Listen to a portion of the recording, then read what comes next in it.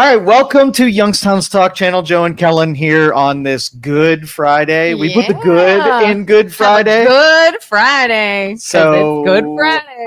I'm going to give you driver's seat again today. Boy, because that's scary. No, it's not. You always have a good seed to throw out there, and you let me go to crazy town every once in a while. But if you're listening out there and you want to call the program today, anything that you want to talk about, Kelin and I will gladly do commentary on just about any topic whatsoever. Yeah. I mean, really, just no limits. No limits. Yeah. Okay. 330-595-1600. Keep an eyeball on. Actually, give me the little tablet-y thing there. There you go. You got it? I got it. In case anyone wants to call in. All right. So what do you want to talk about? All right. So I got pretty amped yesterday afternoon on a topic in the news, and feel like people probably come for me for it, and let's let them. Perfect. Let them. Let's do it. Did you happen to see RFK Jr.'s speech the other day? For sure. Okay, so it was talking about studying autism, looking into it, gave some information about different studies, and basically this speech was all about, here's my game plan, or at least what I would start liking to do in regards to this idea that he has been tapped with finding out what causes autism. And of course, all the haters came at him for the way he worded things and how he said things. And I'm sorry, I just don't get it. I just don't get what is so bad about wanting to look into this subject matter. And everyone's like, well, he's saying that nobody with autism can hold a job or vote or have a family. I was like, not what he said, not what he said. Are there people on the autism spectrum who can't do those things? Yes. Is it all of them? No. He didn't say all of them. He was referring to the ones that are severe on the spectrum. That is a fact. That's not something he made up. Or, oh, he's saying that families with autistic kids are miserable. Again, not what he said, but I'm sorry. If you think a family does not have their hands full dealing with a child that has a severe cognitive disability, you're wrong. Of course they do. Of course they're not, stressed out at times and maybe unhappy about it at times. Why would we not want to research this topic? Oh, that's right. Because you don't like who is talking about the topic. Nailed it. Exactly. You don't like who is bringing up this, and you only don't like him because of who he's now associated with. And it's the dumbest thing I've ever heard. There's nothing more to say about it. So you have two types of people in society. The people who are good at working on things and the people who just put everything through an emotional spectrum. Yeah. And you have too many emotional people with too much ability to speak. Let me teach you something about social media. This is like a game changer. Okay. So on every social media platform, you can take dumb people and mute them and snooze them for. Oh yeah, I've done it. You may have wielded it in a certain way, right? But right now, social media can only deliver you so much information, right? So if you have tens of thousands of people who you're connected with and gather information, there's a line of what the social media will deliver you. And like if an algorithm? Yes, exactly. So if you start eliminating people who do not contribute to the information that's being delivered to you, you free up a position in that line for someone who's not brain dead. All right. So if RFK or an environmental scientist or a physicist comes on and you want their information, right? Do you really want that person's time taken up from someone who already decided that no matter what they say, they're going to add their 2 cents, even though it has zero relevancy in getting new or more information? No. So you just snooze them out, right? Yeah. They disappear for a little while. They go off into their own emotional corner and cry themselves to sleep. So next time you see them, they'll have tissues around them, and that's cool. They can do what makes them happy. But it's not going to frustrate you, and you're not going to spend mental cycles dealing with someone who added nothing more to the conversation. So let me role play this out. All right. So in science, right, you have a hypothesis, right? Yeah. You throw something up on the board and then you work to prove, disprove. And you don't really care which comes out. You want the science and the data to disprove. One of the first steps is not saying it's already proven, right? We put things up on the board all the time. that, is bloodletting something that at the time we're like, no, it's proven that is how we deal with XYZ. You would want a scientist every once in a while and say, well, maybe we didn't have that quite right. Maybe we didn't have enough information. Mm-hmm. So exchanges on social media is about presenting new perspectives and new details and data 100% of the time. So anybody's not doing that, snooze. Make me that promise that you were going to go through, as long as it's not me, that you're going to snooze a bunch of people who don't add anything new to the conversation. That's number one. Oh, I've already started. Yes. All right. Number two is the people that were quick to say that vaccines do not have a correlation or a causation with autism, right?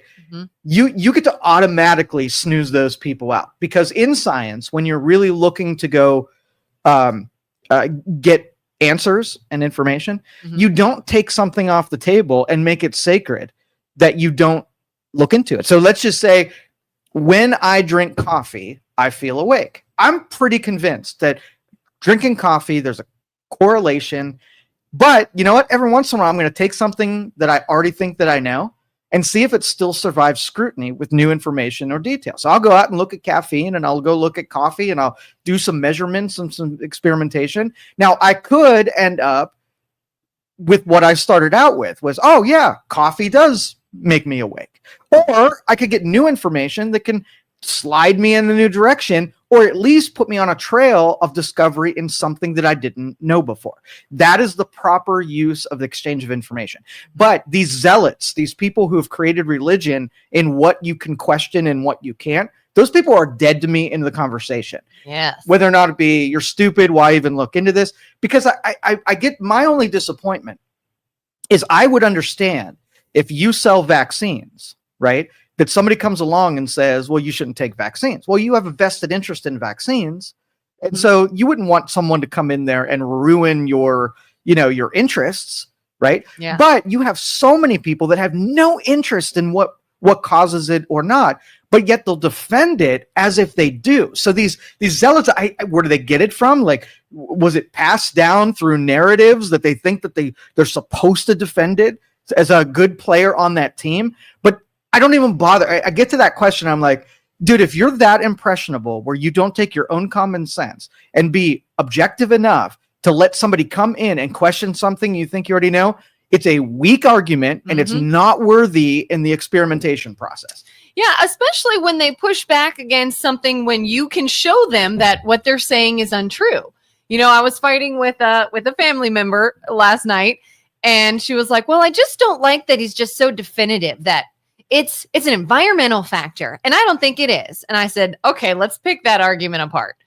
She says, I believe it's caused by genetic, not an environmental factor. And he keeps saying black and white, it's environmental. I said, number one, if you're going to get upset about something, at least know what was actually said. Okay. He did not say 100% anything.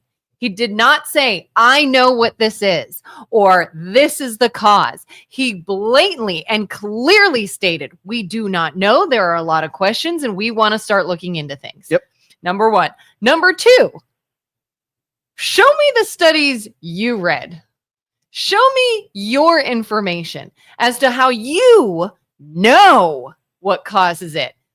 But the CDC and the lawyer reading the data and the people in the White House and the people running studies. Well, I want to know in science how you, when there's so many factors and so many variables, how you just know something. It's impossible. You could think it could be pretty credible. It could have a lot of supporting evidence, but you don't know anything unless you did the study and you took peer review to try to blast it and try to make it wrong.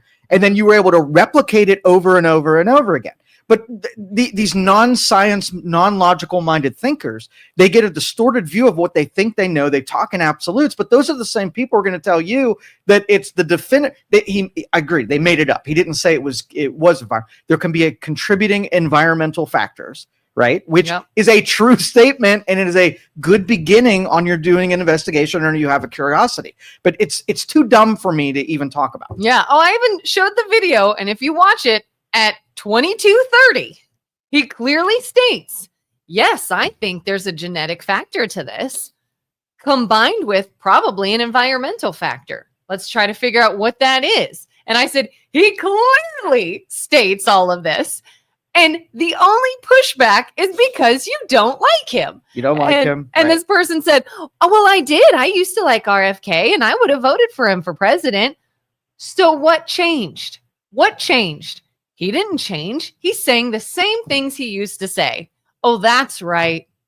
Now he's associated with Trump, who you hate. Now you don't want to listen to him. And she's like, well, maybe it was just the way he said it. It was just offensive to people. I was like, uh-huh. And it's probably a bad example, but I was like, Jelly Roll, the singer Jelly Roll. I love Jelly Roll. Lots of people like Jelly Roll. I like his songs. He's a good guy, seems. Jelly Roll is fat. Mm-hmm. And I said, that could be offensive to say. It's not a nice thing to say. But does that make it any less true?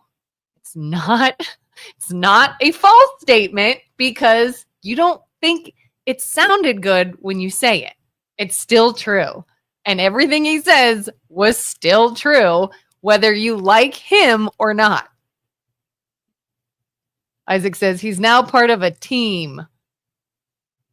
And it is pretty good that, and it's something, if I were in the position that I became president, I would sample the people who can get stuff done. I wouldn't care what team they were on. So, the Tulsi Gabbard, the RFK Juniors, like these are strange bedfellows that he brought into his administration, and he enabled them to just do the thing rather than play the politics of doing the thing. And it makes lots of people uncomfortable because, I mean, right now you're gunning for things that people are, revere as being sacred institutions. And when you bring spotlight the things that you thought, you meet your heroes type of thing, like the way that you have it in your head, and then you see how it really operates, or they operate, or who they really are, and it kind of ruins it a little bit. Yeah. Well, who has interest in making it so that nobody questions government? They don't get to see how the sausage is made, so that you can feel better about it, that it's being run better. Except people like me who know if you have a place that is made up of people and you're a person, chances are that the establishment is no better than households and companies that are also run by people. Mm-hmm. So all of the things that exist there, where liars, cheats, and steals, thieves, they're all there. They're all lying, they're all cheating, and they're all stealing. Yeah. And so, like, churches, same thing. Every organization is made up of people, are going to have the same attributes as everybody's individual household. Oh, yeah. In fact, one of the topics that this family member brought up is, well, it just gets to me that his own family doesn't like him and doesn't support him. And I said, does all of your family like you? I said, family, that's not even in politics. Do they all get along and support each other? No. Very few people. I could pick out somebody who is in your family, and I can't get someone to say something bad about it. Yeah. For sure. And I said, and how do you know the family wasn't corrupt? And she's like, oh, the Kennedys were corrupt. There's so-and-so was a bootlegger and so-and-so did this. Right. So the corrupt people, by your own definition, isn't for this person. Why would that not be a green flag that maybe he's going against the corruption? Well, because he's associated with Trump. So that's, that's that then, I guess. Oh, dude, Isaac just threw out my favorite talking point ever. Yes. Is AI government would fix this, because it wouldn't give two shits how you feel about something unless you poison the AI and you make it feel emotions, right? You want it logic based and only care about a truthful thing. And then everybody who has those hurt feelings when they say, here's a statistic, here's a statistic that you're not going to like, and let's work on the problem regardless if you like it or not. If it makes you feel bad, I don't give two shits. So if you're a fat person, right, it's going to make you feel bad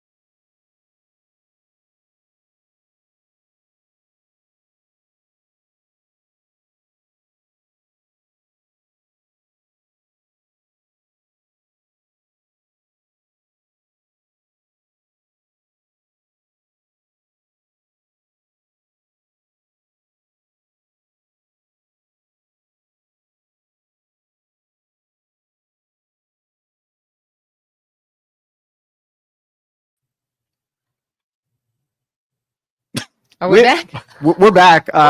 We just lost internet downtown, so I think it was the vaccine manufacturers. They took a stab at us here. Because the powers that be didn't like what we were saying. They pulled the plug. Did not like it.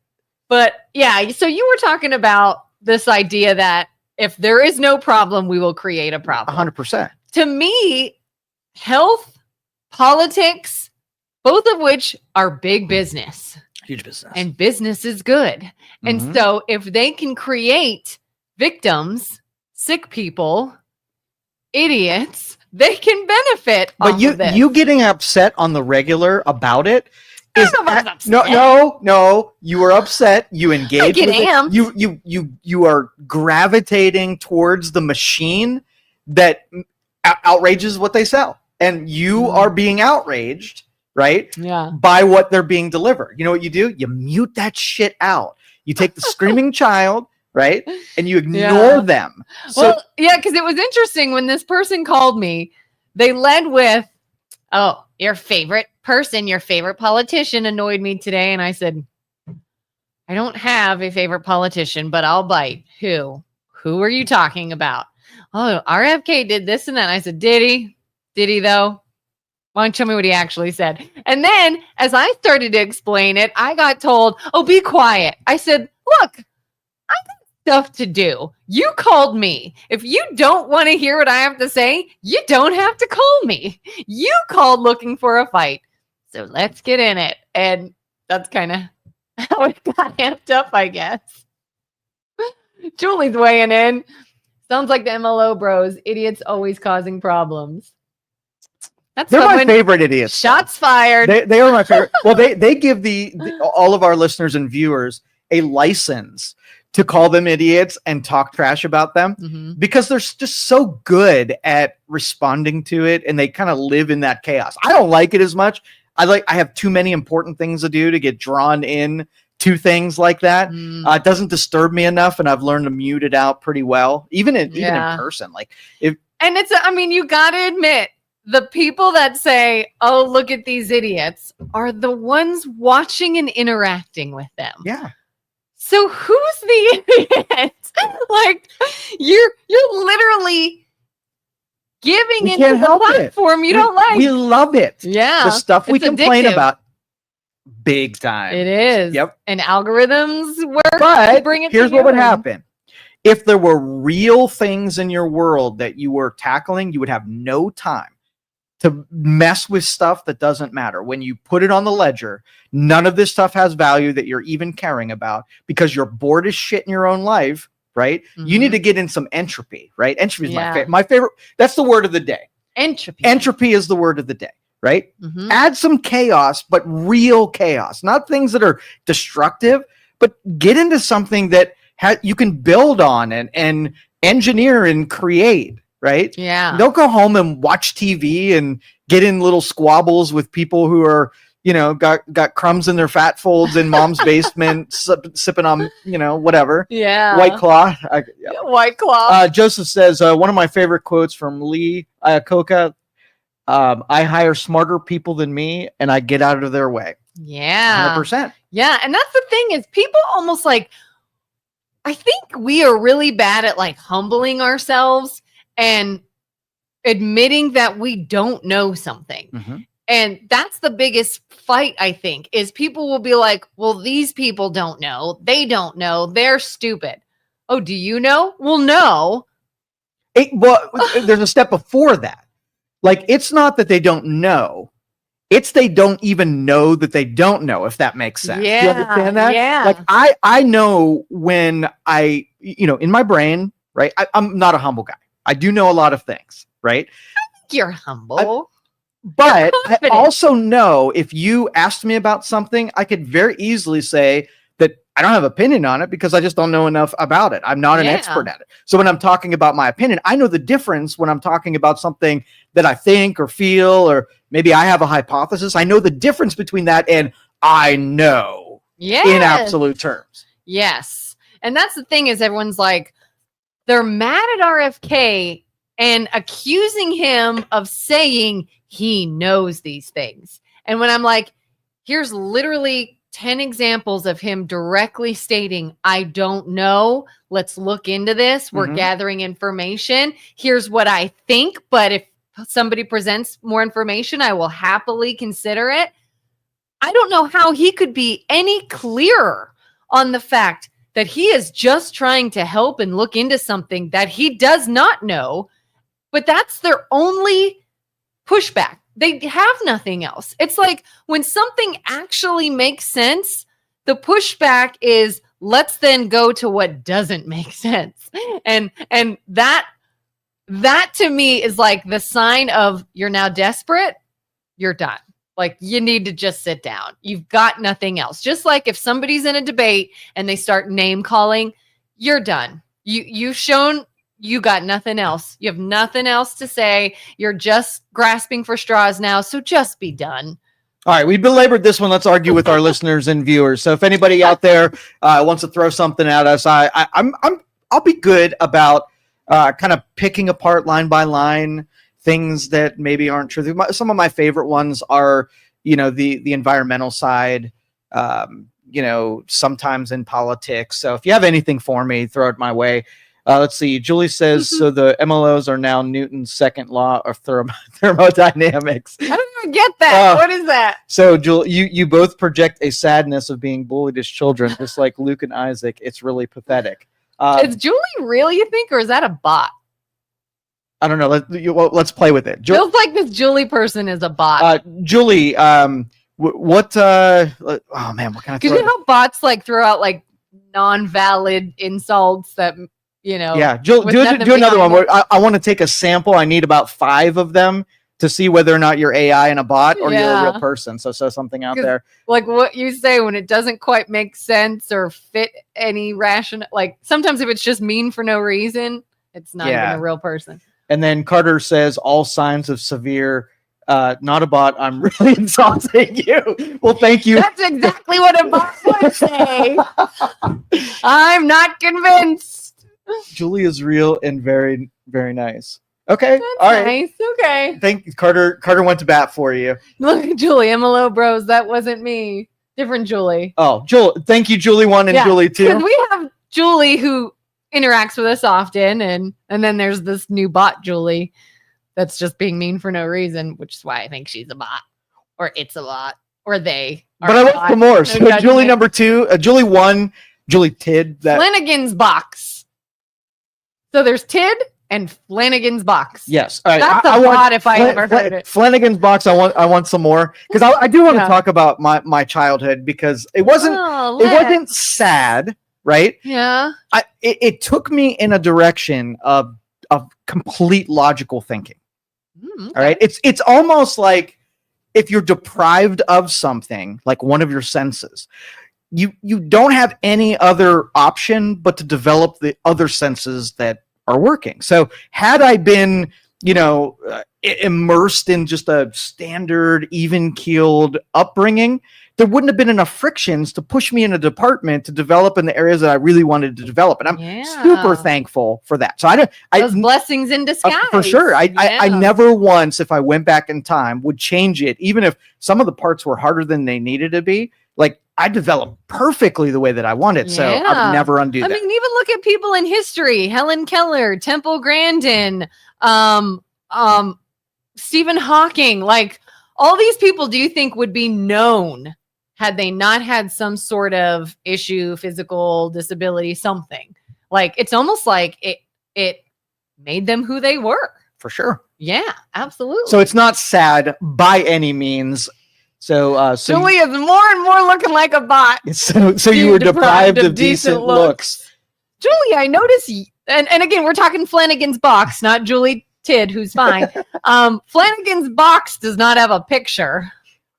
Listen, physical insults like Could that I've been doing media forever, so you cannot say anything that hasn't already been said. And again, we just stated when you start going to that level, you showed your cards, you got nothing. and when I would do radio stints, like one of my favorite things to do would read through the comments that were the most critical and talk about those, because those arguers that like to have insults, they're laying down some cover fire for some kind of, depleted or missing part of an argument. I want to just talk about details and data. Yeah.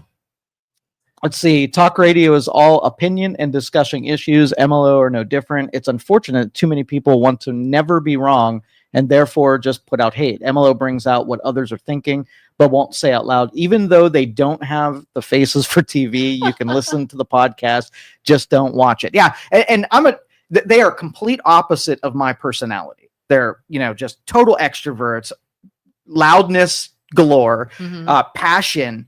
And, you kind of need those type of people that are a little bit more, that's the entropy. They make stuff happen. They can't help but inflict change in areas, and they're good people. So they might play that they're the part of the villain's part just because of their strategy and their tactics, but they do really good things. Yeah, so I'm enamored with that. I think the majority of the MLO bros being painted in a villainous light is by people that just don't like hearing things that they don't for sure want to agree with.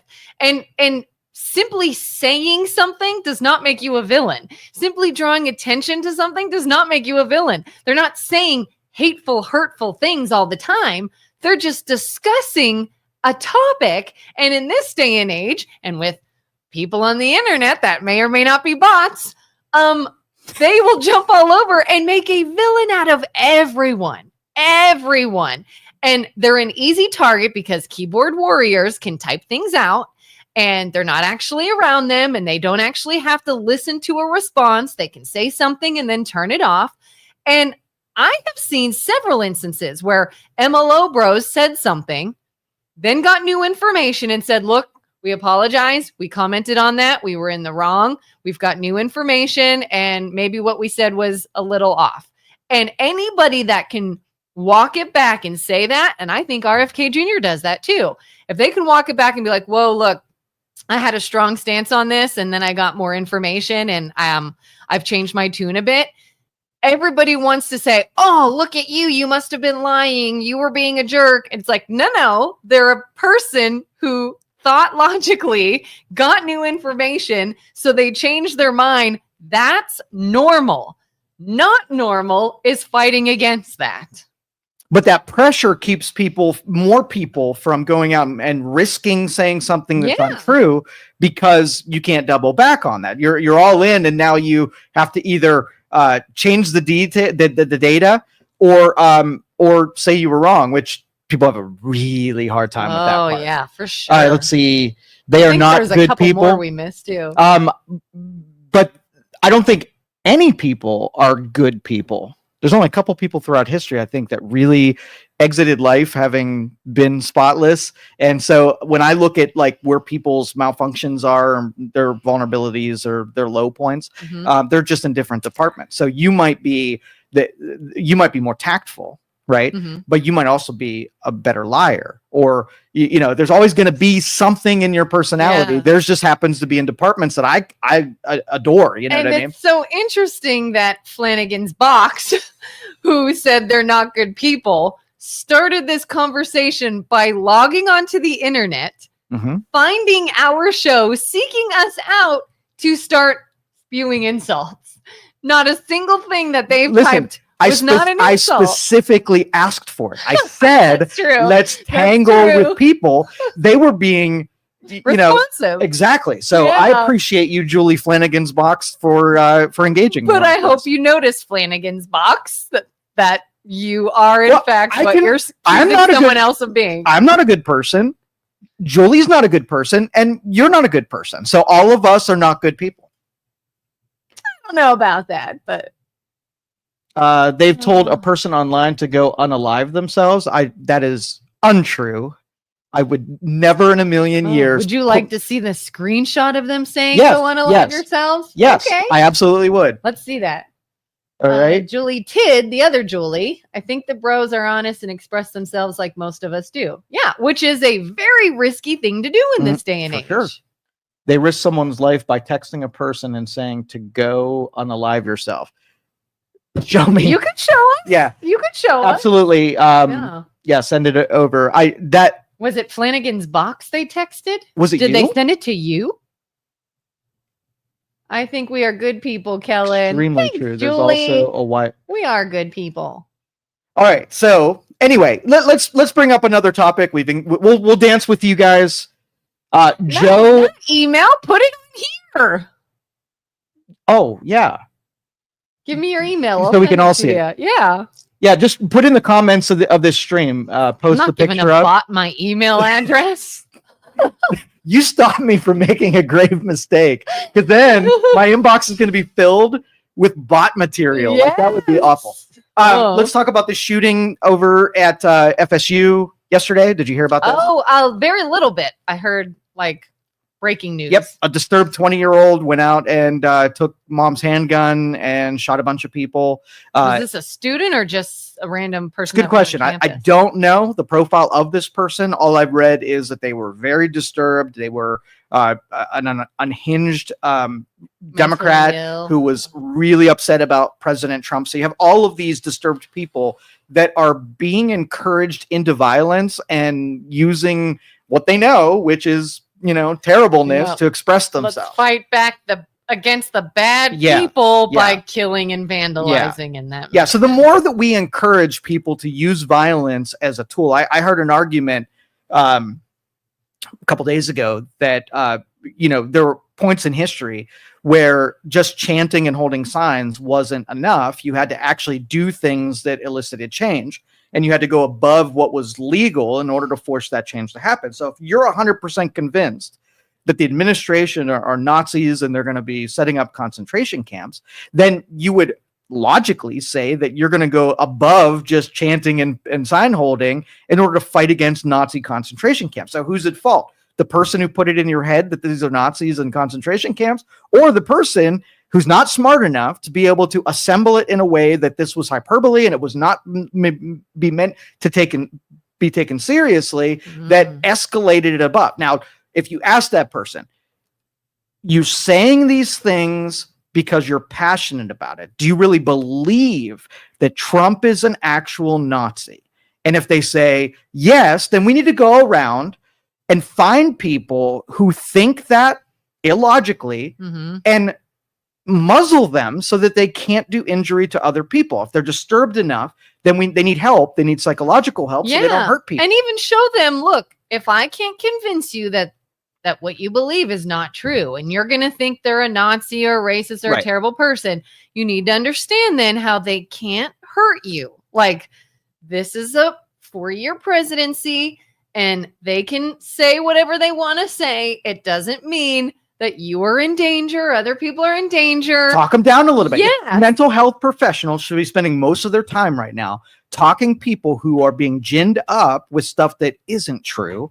And just like politically, it helps your political angle if you can make the biggest villain be your enemy. And if Trump can be the meanest thing that you can think of, and you tell other people that, you yourself knew it was just an effective tool. You didn't really think that thing was true. Yeah. And it's interesting too. We hear a lot about the term fight, because when Trump was, shot in the air in Butler, Pennsylvania, and he said, fight, fight, fight. And everyone's like, oh, that's a violent call. But then when Kamala Harris lost the election and gave a speech, she said, we must continue to fight. Don't give up the fight. And everyone's like, oh my gosh, these politicians are spreading violence. I'm like, how about we not be mentally ill and understand that fight does not mean physically fight someone. It doesn't mean attack someone and kill them. Right. Why are we so dumb to say they're spewing and encouraging violence?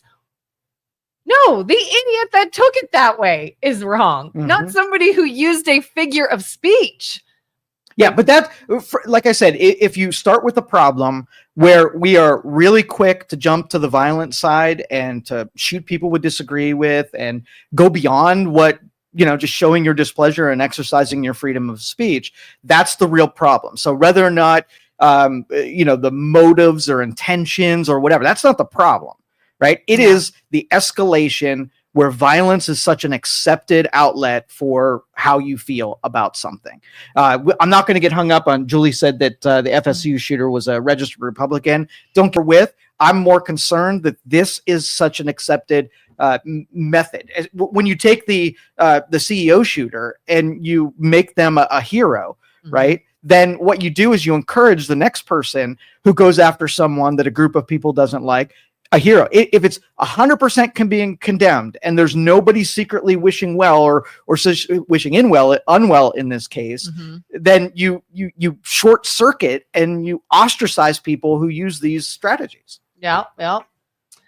That's exactly what the MLO bros do. They actually start physical fights. Are you kidding me? I've been around them a whole lot, and I've never heard them say those things or do those things. I've never witnessed a physical tomorrow. I think I'm going to see those guys tomorrow, and I will. You know what?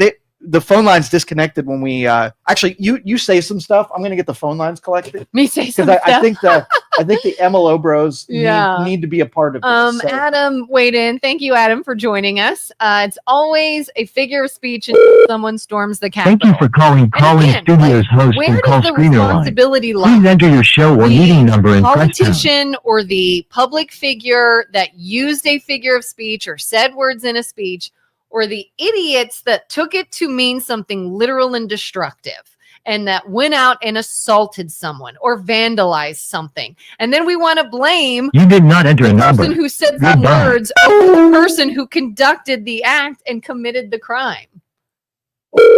Let's see. Thank you for calling Colin Studios host and knocked call. out at the Bulldog Club. I don't even Enter know your what the Bulldog 6-digit Club PIN is. number. Is that even a place? The Bulldog I'm not paying Club? attention to anything you're saying. I'm hitting buttons here. Welcome. All right, host. we're back on. You are now in the host room and can manage your callers from the calling studio web Their interface. stuff. We actually have. We have phone lines back up. If any of you want to call in, 330-595. If MLO bros are watching. Yeah. Isaac and Luke, here's your chance. Isaac's probably too tired from having a birth. Didn't he have a birthday yesterday? Was it his birthday yesterday? Okay. All right. Back online. Thank you. Let's see. Ask if they ever said go kill yourself on everything Poland. I've got the police report and the screenshot. Okay, cool. Did you send it to me? I'm assuming. Adam says, I agree totally, but then the politicians pardon them. Now that to me is a point. There's a point where who should get pardoned, who shouldn't. If you committed a crime, should you get pardoned? Or are these people being pardoned because they believe, hey, that's not what they were there to do. They're not the ones who are being destructive. I don't know. I honestly haven't looked that far into who was pardoned from January 6th. But I have heard of people that said, I went there to be there on the outside and hold my sign and protest, not go in and hurt anyone. And I still got in trouble. You know, to me, to pardon someone like that would make more sense. Did they pardon someone that went in and was destructive and violent and hurt people? That's a different issue. I don't even know. Do you know about who was pardoned from January 6th? I'm going to say probably 90% of the people who got jail time or went to prison were caught in the net where they didn't do anything. If take it away from January 6th, do it anywhere else. Let's just say you have a Palestinian protest on the campus of whatever, right? You take 1-for-1 comparisons and say this person that was on the campus and did this. What was there? What happened to them? Did they go to federal prison? Did they come after them the same way? And so I would say 90% of them was overkill on January 6th, wasn't congruent with what happened in my hypothetical Palestinian protests on a campus. Now, there were people that went there to commit crimes. They were violent. They broke property. So 100% that they should have gotten what anybody else would have gotten for that. And I think what happened was there was two parts. If I were in the position, I would have pardoned them all out because it was a political football. And then I would have taken the evidence that we did have and given them a good sentence, right? Based on the crime that they did commit, not as part of the political theater that went along with January 6th. So a sentence that applies to what they did. Yeah. Rather than let's amp up the sentence because this is so in the spotlight. Yeah. So they don't deserve nothing, but they don't deserve what they got. even like Derek Chauvin, and he's imprisoned, and he would have, if you take the names and the political framework out of it, he doesn't get that sentence. But he had to be sacrificed for the sake of everything that was going down. Somebody had to be sacrificed, and he ended up being it. Yeah. But if you took real justice, you would say it's nameless and faceless. It is basically saying, I don't know who this person is, but here's what they did, and here's what that crime gets when it's applied. And that's what he should have done. It's all based sort of on that political climate at the time. Exactly. I mean, look at the things that people will say about us on the internet now. I guarantee we could say these exact same words. We could have said it 3 years ago and been received totally differently. For sure. Well, it could come back around in a couple years and be received totally differently. But because of where everyone's mindset is right now, they're going to take it a certain way. And so that's why pardons have to be part of the process, because if you can use politics and a political environment to not apply the justice fairly, if it could be part of whatever, then politics then has to bail you out because you were just a political prisoner. You weren't a Justice Department prisoner. Yeah. Yep. How do you feel about the Letitia James thing? Letitia James. So the prosecutor, the attorney general, I believe it's of New York, went after Trump for when he was getting loans on his Trump properties. There were some inaccuracies on what they presented, right? Okay. And so he got favorable loan terms based on information that was either undervalued or overvalued, something. It wasn't accurate. Okay. They went after him, sued him for $450 million, tried to bankrupt him. Right. So targeted him pretty good for that one. Yeah. Well, now the Trump administration is targeting her right back and found that she also got mortgages where she claimed things not to be true on those mortgages. And so everyone who's in the Trump camp is like, get her. Like, she did the same thing that you did. Yeah. Give her the same thing that you got, kind of thing. And I just shake my head on this because this is just another government apparatus going after an individual. And if you should not be able to take the institutions of government and wield them as a weapon, I don't care what side you're on, shouldn't even be possible. Like, the prosecutor's desk should be prompted by an actual investigation. There's a caseload, right? Mm-hmm. And so there's a Bob Smith on a prosecutor's desk right now that got there because investigators and detectives found information and they were referred to a prosecutor's desk to do something. If I can come in that office and say, hey, I know you're working on the authentic organic cases, but I want to see this person go down. So I come in and put it right on your top of your caseload, and that's the one that you go after next. I don't think that should be able to be done. It's so funny too. I hear about sometimes lawsuits in different cases, even like high profile cases, that will come to court years after the incident. And I've always been like, dang, now everybody's got to recall where they were like 3 years ago. And how's that going to play out? And why do they have to wait so long? Well, one, it's probably because of the caseloads, I would think. For sure. And if I were a judge and I had the power to do so, I don't think they have the power to do this, but if I saw that a case that is important and valid got kicked down the road because of frivolous bickering and people using the law to be, I'm going to go tell mom kind of thing, I would be like, if you lose this case, you are going down. Like, you will pay everybody's court costs. You will pay more for wasting our time. You're going to be paying for that. Like, because it is so ridiculous. It is taking what we thought would be a big deal, AKA taking something to court, and making it like a weapon. It's just and making it almost like mean nothing. That means if someone's like, oh, well, they were convicted of something, that almost means nothing nowadays because it is just thrown around. It's just lawful. And even on the local side. So a judge gets pulled over and they have a DUI now. Mm-hmm.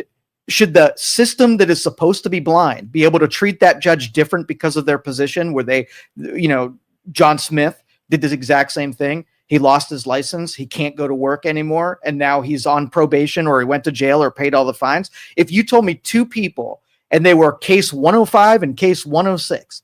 The Mm. exact same thing should happen to him, and nobody who's prosecuting the case should be able to say, oh, well, that's Judge Smith. Like, we're going to take it easy on him. Let's And throw this him a dude over bone. here, we're going to throw in law, there should be no arbitrary like gradient of what should happen. A judge shouldn't be able to take it easy on you because of who you are and heavy on me because maybe I don't qualify for a group that has that kind of grace, right? Yeah.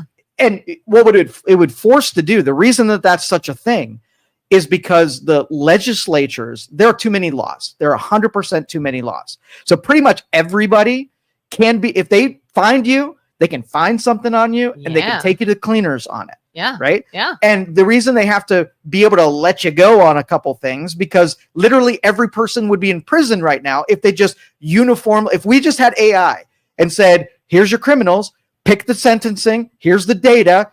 AI doesn't care who the frick you are. And it would say prison, prison, prison, and everybody would be in prison, and then there wouldn't be anybody else to govern. Yeah. Right. I mean, they used to have like, what was it on the bottom of like Snapple caps or maybe candy wrappers? They used to have little like, did you know it's against the law to whatever in this state? And you're so like, it would force legislatures, and you'd have two rules here. Well, one rule. You'd have a rule that says if you can't apply a law universally to every person, then you can't have the law. So you can't make dignitaries exempt from the law. You couldn't make politicians exempt from the law. It's either got to be so solid and so good that it can apply to everybody universally without having to have somebody, bring it down or push it up. Right. Yeah. And then you force legislatures to pull all of those dumb laws off the books so that because that's the road to tyranny. You create so many laws where everybody's a lawbreaker, and it's just a matter of whoever's in control of the prosecutions and having judges be able to arbitrarily take punishments and gift them or not. Yeah. Yep. Oh, we got a whole lot of stuff. All right. What did we miss? Let's see. They deserve what a jury that heard the evidence says they deserve. Do you actually believe that every jury and judge misjudged the 1-6ers? If I can take a jury and in one area, like let's do a little science experiment on, are juries different in different parts of the country? Could I go to a rural area and pick a jury, and then I can go to an urban area and pick a jury, and I'm going to put the same details and data through them? Do you think that the juries might come to different conclusions depending on who they were and where I pulled them from? 100%. So if you look at where these juries are being convened, right, it was not an accident where these juries for January 6th ended up. It was somebody saying, prosecutor's goal is to get a conviction. So if I can work it, like what if it was randomly picked? Your jury was a jury picked at random with every conceivable juror on the planet, rather than shopping different areas so that you get the jury that has the best chance of getting your prosecution. Yeah. And so that's the answer to the question, is that jury was specifically picked because of it would give an outcome that was different than a jury in a different district, in a different town, in a different city or state. Absolutely. There was a comment above too. You have to know, Julie, you have to know your audience. When you say the shooter is a Dem, you have enough in your audience that will take that bit of info and run with it. When Trump says fight, they took it and stormed the Capitol.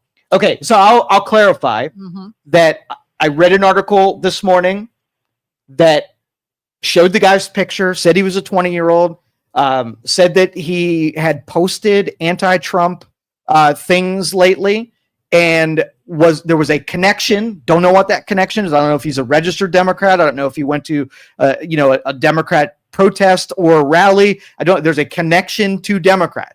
I can't say that he is. I said he's an unhinged Democrat, right? In connection. So probably not as accurate as needed to be. To me, when someone says, well, they were registered something, I don't care. That doesn't mean anything to me. How many people are registered something for years? Well, take the rest of the storyline. If somebody else heard me say that and ran with it, what does that mean? Run with what? Yeah. Like, they took it and ran with it, meaning you heard something and made it what you wanted it to be. So he probably doesn't like Trump, which probably makes him, but more accuracy is we don't, and I said that in the beginning, the profile has not been released. And when these things first happen, everybody's jumping on the things they want to be true about him. Like I saw a bunch of people saying that this is probably one of the LGBTQ people, transgender, that are upset about something. Then I heard that it was probably a Republican that's upset about something. And everybody dives in and tries to make true whatever would give them best advantage in their political arguments. Yeah. We're going to wait on this stuff and see what it is. So I don't believe what I said anybody could run with. It's early on in the profile of who this person was has not been built yet. So we'll wait. Yeah. All right. Let's see. 2 people just went to prison for telling someone to go kill themselves, and the person did. Guess what's going to happen? Let's see. It's all about money and power and nepotism. For sure. Absolutely. I see it every stinking day. And Jerry's absolutely right. Yeah. Let's see. Judge Cronin did time, though. They were all lined up to get Trump. Had he not been running for president, I bet there would not have been one lawsuit filed against him. It's probably true. All right. Anyway, 330-595-1600 if you want to call and talk about any of these topics. What was the last one? I did Letitia James and the shooting. Let's move on from those ones, obviously. There was one I crossed my mind. I was going to... Yeah, go ahead. What was it? What was it?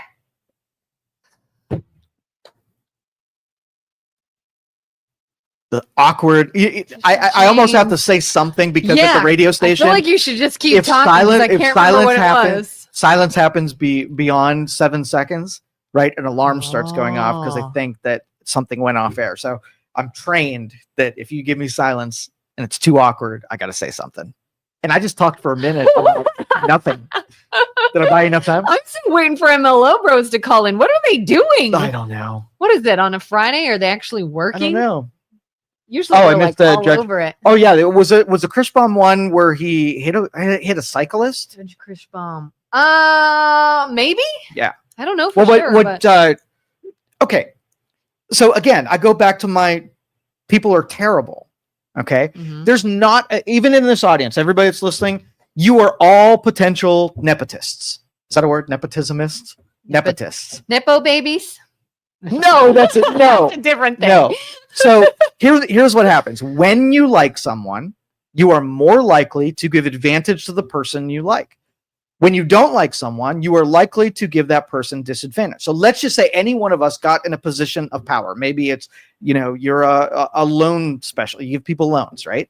Mm-hmm. And someone comes in there and you're like nudging the paperwork to make sure that they get what they want. Yeah. And then someone doesn't, you're like, I want to see them. I don't want to see them get this at all. Yeah.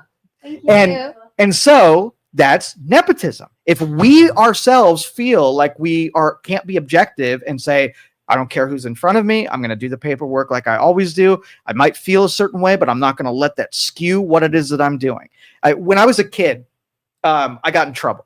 I know you're slightly surprised. And so I had I went to a flea market or a truck stop flea market, right?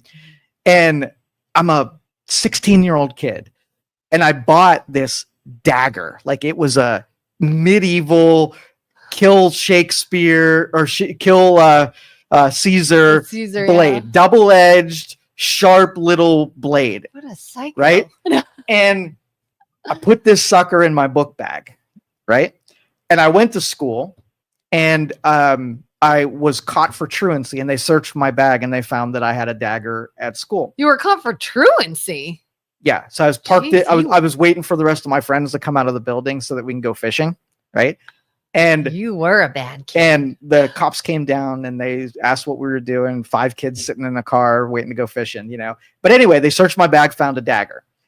All right. Jeez. So was it for fishing? It was. Oh man, it was a piece of shit knife. It really wasn't used for. It wouldn't be useful at all. At least you weren't waiting to go do something awful. No, you were just going to go. I bought it because it was cool and I was using it. It wasn't even a good fishing knife, so it shouldn't have been used for that purpose. But I had it and it was cool. Showed it off to my friends and whatever. But anyway, so I got in trouble and they they were constructing a storyline that somehow that I was in front of a school and I had a weapon and whatever. So we're constructing the storyline that I was having it out for somebody and I was about to do a stabby stab thing, right? Oh no. And so I was like, well, no, I had no intentions of stabbing, but I can see the storyline that could have played out in the wrong. And they wanted to make sure I wasn't that thing because I was in trouble an awful lot. So I don't blame them for coming to that conclusion. And so the first thing that I did, right, I called people who were connected with the city that I was in trouble with and said, is there anything you can do for me to put a bug in someone's ear that I'm not a bad kid? I don't have a tendency for violence. Can you do that? Called a cop friend. Hey, they got this thing. You know what everybody told me? What? Face the music. I'm not pulling any strings for this one. You go face the music. And I was like, oh, I was trying to get an advantage based on who I knew. And I learned that about myself, that's your first instinct. When you're in trouble, you try to take somebody, give you a friendly ear when that friendly ear doesn't apply to anybody except for you. And so 2 points with this. One, I've done the same thing. When I was younger, maybe in my 20s, and I was out with my girlfriends and we'd be bar hopping, we became very friendly with the cops that were around those bars. Special privilege. And I would say, hey, if I'm ever pulled over for speeding or whatever, can I drop your name? And they'd say, yeah, go ahead. Which is not, I never actually did it. I never needed it, but not a good thing to do. But is that not, we say when it's politics, nepotism, and we say, oh, nepotism. Yeah. When we just nepotists yesterday, but every one of us. In your case, though, had you said, get me out of this truancy thing, I was skipping school, then I could see no, face the music. But you were accused of something that was untrue. I could totally see someone saying, can you clear my name? I would never hurt anyone, and this knife wasn't for that. But I was using a connection because I had people that I knew in government. They were my freaking neighbors, right? Mm-hmm. But I was taking advantage of something that Bob down the street couldn't take advantage of. If he was in the same circumstance, he could just call up the mayor or call up a representative and plead his case and they wouldn't give him friendly. So I was trying to take access to an advantage that was not universally available to every other person. That's why it was nepotism. So if when I first got into business, right, there was a lot of ethnic groups that did business together and they kind of kept other people out. Well, that was nepotism. It gave advantage to a certain people that was not available to other people. So if we all do it, but yet when some other people do it, we refer to it as like, the most villainous thing that you can possibly do. Yeah. That's why it breaks a little with me. I still to this day feel a little dirty. And I think I've told you about this example before. My dad was an attorney and a magistrate in the area years and years ago. Well, several years after he was even retired, I got pulled over for speeding. And honest to God, I swear, I did not know I was speeding. I was doing 35 on a road that was 35. It was 4:30 in the afternoon, and apparently that was still considered a school zone, and I was in a school zone.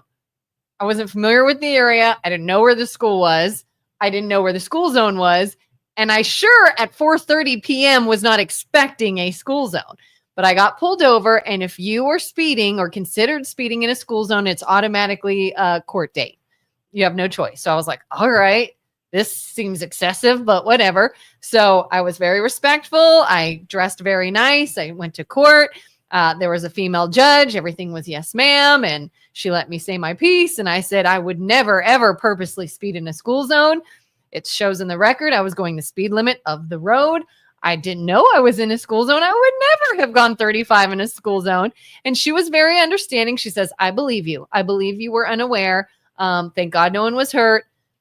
You don't have to pay the ticket, but just pay the court costs. I said, that's very fair. Thank you very much. Appreciate it. Went about my way. Thought that was very fair.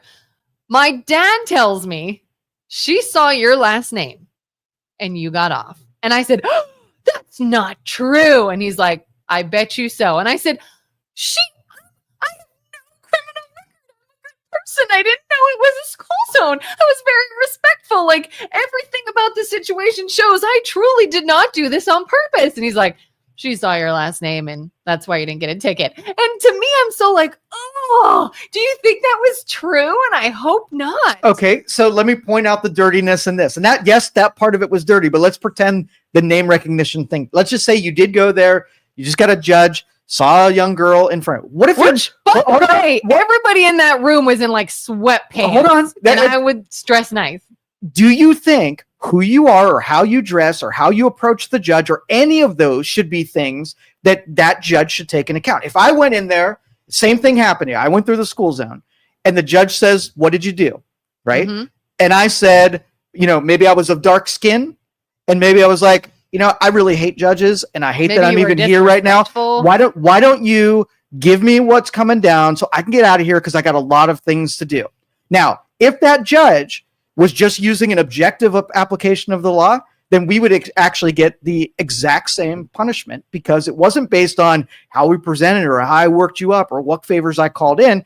An arbitrary application of the law is dirty because what if the judge likes all girls? So girls, they get warnings and boys, they don't get warnings, huh? That's not fair to boys who just doesn't have the attributes to get a good citing in for the judge, right? Yeah. Not fair. It is nepotism as far as I'm concerned, even though definitionally not, but it's in the same vein. And some people might even say, the judge or the police officer that pulled me over was a female. Some people are like, you got screwed because it was a woman. Whereas if I've been pulled over by a male, could I have been you set the laws that you can universally apply to every single person, no matter who it is. So if you did the thing, you get the thing, and there's no second guessing it. So then judges, all they're trying to determine is truth. So they're going from step one, did it happen? Step two, it is what's the penalty? So let's just say first time you're speeding, it's $25. Second time you're speeding, it's $100. Third time speeding, death penalty, right? Oh, then all the judge is doing is saying, here's the laws, right? And then I'm saying, looking at your record and saying how many times you've done it and whether or not you did it. Did you do it? Yes, no. No, I didn't do it, blah, blah, blah. Bring the officer in, shows that you did do it. Boom. That's their whole obligation. Not like, I'm going to see what you did and then find out who you are and see if it's your first time and maybe you're pretty. But if we're kind of doing it cut and dry that way, then why do we have things like manslaughter versus first degree murder versus second degree murder? But definitionally, in order to have a law, you have to describe what it means to have that thing. And then the judge is just lining it up and saying, okay, was there premeditation? Did you know you were going to go kill them today or not? You killed somebody, so it's one of these three things. You're getting 1, 2, or 3, right? So they would have had to have had a law already in the works that say, if you were speeding because you were unaware, right? That's different than it would have to be a definition that I could load into a computer. What is manslaughter? Manslaughter is a resulting death that was negligent, that did not have a premeditation accounted. So all you're going to do is say, okay, the computer could say, okay, step 1, was there death? Yes, no. Yes, there was a death. Okay, it's going to be one of these 3 things. Let's eliminate a couple of them. Were you negligent? Was it something that you were acting in a way that was breaking another law? You were speeding, you were drinking, whatever. Okay, check mark number 2. And did you wake up this morning and say, I'm going after you? So now I got to prove that I intentionally tried to kill you, and then it's this one. But if I didn't, if it was just negligence, then it's this one. That computer can make that decision. AI can uniformly apply the punishments based on what objectives that were provable through a court. That's all the judges are going to be replaced. I cannot wait. I'm with Isaac. As soon as we get AI figuring out criminals and figuring out punishments, then we're going to fix all of our laws and make them not subjective depending. So a lot of black kids that feel like they're getting shafted when they do things, if they're getting a harsher penalty. Absolutely. Culturally, right? Do I want to teach some black kid to be respectful for the judge? Or I'm going to just be honest and truthful about it. Don't butter them up, but don't call in favors. And I also got to do the other side of the deal or make sure nobody's getting some kind of easy deal because of who they are or what their last name is or how they presented some or what they said to the judge. That's the bullshit that we got to get out of that stuff. Yeah. Jeff says, your show is very good and interesting and much better than what is on WKBN in the morning. Well, thank you, Jeff. Jeff is a good ally and advocate of this programming. Dan says, good morning, American Patriots. Good morning to you as well. Good morning. Happy Good Friday. Happy Good Friday. And I hope you guys like my shirt because Joe did not appreciate it. I'm just not a big fan. I mean, you know. Listen, it's Queen and yeah, when I think Queen, I think of what was the Mike Myers character on Saturday Night Live? Wayne's World, right? Oh, Wayne's World, yeah. Gotta go. That's really the best expression of Queen that there ever is. I know the songs. I'm just not a big fan. It's not my type of thing. Just doesn't do it for you. I would not celebrate Queen. Will not wear the shirt or buy the garb or whatever. What makes you a fan of Queen? I like the songs. I like their music. And it's for me to actually like buy a band shirt. I've got to like more than just one song. And there's a lot that I like. I like their sound. Bohemian Rhapsody, of course, is known to be just a very interesting sort of rock opera sound. And I thought that was really creative. And it's still a hit to this day. I saw the Queen movie. And, you know, even though it's a movie, of course, I never met Freddie Mercury. He seems like a very interesting person. That would have been really neat to get to know back then. And I like their performance. And okay, I was just wondering. I don't know if there was some nostalgia and it had some meaning. No, just good music, good vibes, interesting people. You are suggesting this solely for those convicted, right? In the pursuit of convictions, like I said, I don't think that. So one of the examples is, let's just say that you're a prosecutor and you are charged with your record is your conviction. So you want to get convictions and that is your W. You don't want a prosecutor who has a win-loss record of 50-50, right? They're not a very good prosecutor if all they do is lose cases. Except if someone was innocent, and would a prosecutor, seeing all the evidence, had some doubt in their head, they're like, did this guy really do it? Should I pursue this prosecution? Even though I'm looking at it and it looks kind of iffy, should a prosecutor be able to say, I'm not pursuing this one. It looks like this would be a bad prosecution. Or are you like, taint his record or her record? It's my job to prosecute. It's his job to defend. So he's got to do his job. I'm, focused in on getting this W for the prosecution side of the argument. If I felt like everything was objective and as soon as someone stumbled on truth that they would immediately do the right thing, then I would say, okay, cool. I trust the legal system because that's their objective. But if I don't believe a prosecutor would take their foot off of the gas and not get the prosecution and take the L in their column, right? Even if they knew that it was kind of like flaky. So yeah. And I don't know. I still push back a little on the idea of allowing a little bit of consideration in for certain things. If it's universal. Yeah. Like your example. If AI would have said, were you skipping school? Yep. Did you have a knife on school? But your intent was not to hurt anyone. It was a totally different situation. Exactly. And that's how you factor the math. If you can't rig the math afterwards and take exception for certain people. Yeah. So it doesn't break my number one rule of whether it's a good law. Can it be universally? So if it's if speeding is X, but it's your first time, there's a stipulation where I built in the math that applies to everybody. So but it wasn't just like, okay, so if women, why do you think women get out of speeding tickets more than men? Just why do you think? Because we're sweet and innocent, and maybe the cop doesn't want to make us cry. Okay. I don't know. Stereotypically speaking, of course, everyone's going to get hateful on that, but no, this is truth. And I don't care how you feel about it. Are most cops men? I don't know. Probably. Okay. If more cops are men, and are men usually attracted to women? Yeah. Do they have mothers and sisters and daughters and whatever? Yeah. And do they feel differently about women because of the roles that women play in their life? So they more, if I took a spreadsheet, would a cop be more likely to be more gracious with a woman? The answer would be yes, right? Because of the relationship between men and women. Number one. Do you think men could be attracted to the women? And if you're attracted to a woman, do men do dumb, erratic, non-common sense things when they around women. Yes. So they're attracted to them. Might want to ask their number, showing off boobs, acting, kind of flirty, right? Those are all things that could feed into the natural attraction that men have on women. Do you think if a woman cop pulled you over, that the whole voice you pulled off there and saying those things would be as effective as if it were a man cop?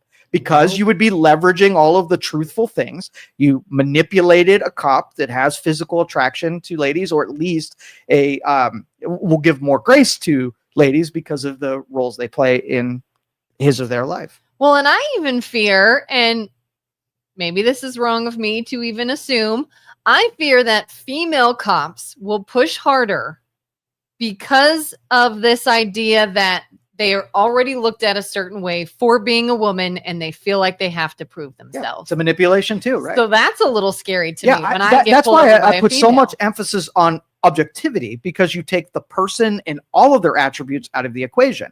It's just a rule set, and the AI doesn't care who you're applying it to. Mm-hmm. Here's a situation which does not paint me in a good light, but you're probably going to hate this example. Okay. Again, many years ago, early 20s, some girlfriends and I were out. We were leaving a bar and we were dropping someone off. They were parked in a business down the street, and I was giving them a ride from the bar to their car down the road. My girlfriends and I were messing with the radio and, typical young girls driving. I then see these police lights behind me and I went, oh, that's not good. I was just leaving a bar. I was not drunk, but had a few drinks. Everything about the situation does not look good for me. And I'm like, no. So it pulls me over and he's like, hey, you swerved a little back there. I said, oh, I'm so sorry. I didn't realize I was messing with my radio. I shouldn't have been. I won't touch it again. And he's just like, oh, were you drinking tonight? And where are you coming from? Where we're coming from this bar. And it was a young cop who was pretty, I guess I shouldn't say rude. He was doing his job, but he was doing his job flexing his muscle 100%. He was young and it seemed like he was trying to look bad. And I'm like, I am done for. I am done for. This looks real bad for me. And as soon as I'm like, I am so effed right now, my girlfriend in the passenger seat leans over, looks at the police officer and goes, I know you. He shines the light in and goes, oh God, what are you doing? And she's like, hey, we're just dropping someone off over here. We're fine. And he's like, get to where you're going and get out of here. And don't let me see you around here again. And I let us go. And I said, what was that? And she's like, I made out with him at a party a couple weeks ago. And I'm like, thank you. And I was like, I'm so glad. But to your point, that should not have mattered, huh? We are surrounded by everyone who wants to give out advantage and disadvantage depending on who you know, but yet complain when the whole world is doing exactly what we did yesterday. Yeah. Sherry says, I think it also has to do with what the speed is. Yeah, and that could be factored. If you go 10 miles over the speed limit, then AI is going to put it in the graph. Like, that's what I'm saying. Like, you can engineer the punishments as long as you can gather data, put it in the formula, and see what your punishment is. And without knowing who you are, it's always the same. Like the school zone example for me. Was I going 10 miles over the speed limit? Yep. Yes.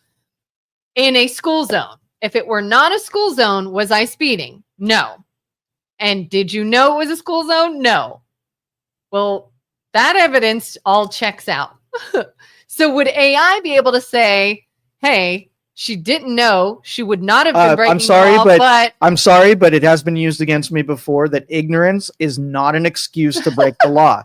So it is up to the driver to understand what it is. So the only thing is the school zone was not marked, right? Which would be you walk up to the little sign that says school zone. If it's there, it's on you. If somebody took out the pole or it fell over, now you put in the AI, it was a school zone, but it was a damaged posting and she didn't know it was there. You not knowing something, right, is not an excuse. I did actually attempt to go back, even though luckily for me, it worked out in my favor and it was okay. I had no idea where that school zone was. And I said, was there any flashing lights? Was there anything? And I remember trying to drive back through there to see, like, where is it? What do they have marked? Let's go back at 4:30 and see, is indeed 4:30, something is happening here. And I don't remember actually finding it. But anyway, that's easy enough to do. But, you know, we for certain people, we give those considerations. Oh, she didn't know. Aw. And then the person you don't like, they're like, you should have known, right? And you have that arbitrary application of it, and you set yourself up for some certain people feeling like they're getting the shaft, right? And then other people are like, oh, I could just, you know, be flirtatious everything that I do, and I never have to pay any consequences. Yeah, because I mean, had I not known I was speeding, but was still speeding and hurt someone, ooh, it'd be looked at totally different than it happened. And that's the reason the law would be there, right? Yeah. To protect the kids so that you're not speeding through there at 35 miles an hour and, you know, upending a kid for some reason. Yeah. Relying on a checklist prior to conviction, while it may be attractive in some instances, fundamentally changes our system. Yeah, it universally applies law. And then it puts pressure on laws being devised for universal application. Right now, our laws are created to create corruption. You know, just like the guy. Okay, so if a national, like somebody's visiting from another nation, and they pull their SUV up in a no parking zone, right? And it's a no parking zone. And if it were you, you would get towed, right? I want it to be that towing is universal. If you park there, you get towed. And then if you're a national, you get a special permit, right? To make an accommodation, sure. But then it's marked that you're not parking in a no parking zone. This is zoned for you. There's more responsibility put on the person rather than treating this guy like, you know what, these guys over here, they can, so for instance, in Congress, they have a slush fund where if there's any sexual harassment between people, they use the slush fund to pay people off so that they don't bring their stories out, right? Yeah, like so hush money. Let's just say that you had a company like, I don't know, an accounting office, right? And so the accounting office, they pool their money together, and then when sexual harassment happens, they pay the person off so they don't bring it to light. What would happen to that company? What happens? Because it's contrived, right? Well, they actually put the slush fund there on purpose. Yeah. Right? Yeah. Should that be illegal? Should the company be shut down? That's pretty shady. A lot of people go to jail over something like that. But yet today, even after everybody knows the slush fund exists, it still exists. They're still paying out of it, and nobody has gone to jail. So you have two levels of justice that we every day tolerate. And you know why? Because we're talking about shit that's not that.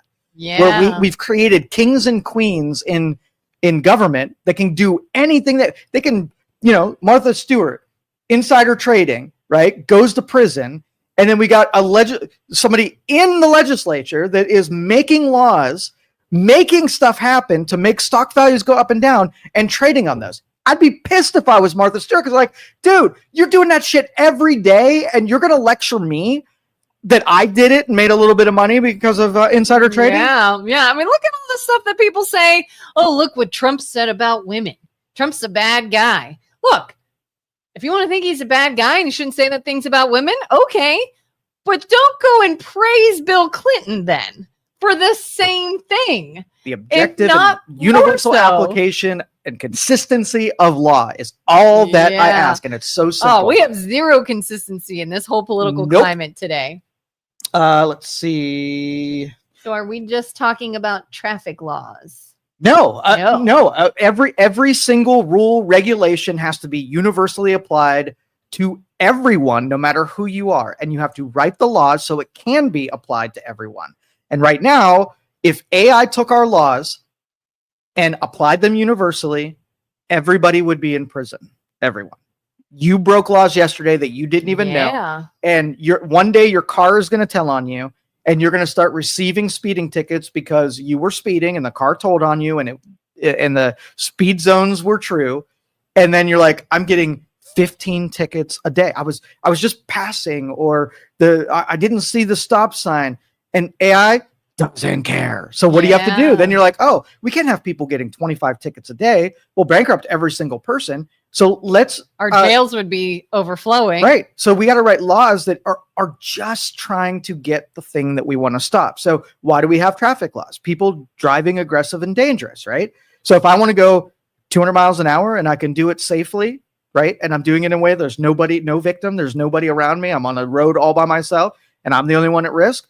Laws don't even apply to me at that point. But if you want to keep other people safe, if I come up on a car that's going 60 miles an hour and I don't slow my ass down, then I was dangerous and I risked that other person. Now all of a sudden I can apply the law because it's not just speed, right? Because speed was not the reason the speed limit was there. It was the safety of other people is why that thing was there. And anytime you put anybody at risk, you get a ticket. And now instead of getting stupid speeding tickets, you get really contrived, really specific tickets. And that's what AI could do. How do you feel about, I can't think of what country it is now, this country that's now arresting people for things they're saying online. Have you heard about this? In the UK, yeah. Yes. Like if you post any like hate speech or anything even remotely threatening, like they come arrest you. Absolutely. I wonder how that's going to pay. Like, are there jails overflowing? And what do you think about that? UK is crumbling in all respects, but I think it will normalize. I mean, they've been flirting with this thing for a couple years now.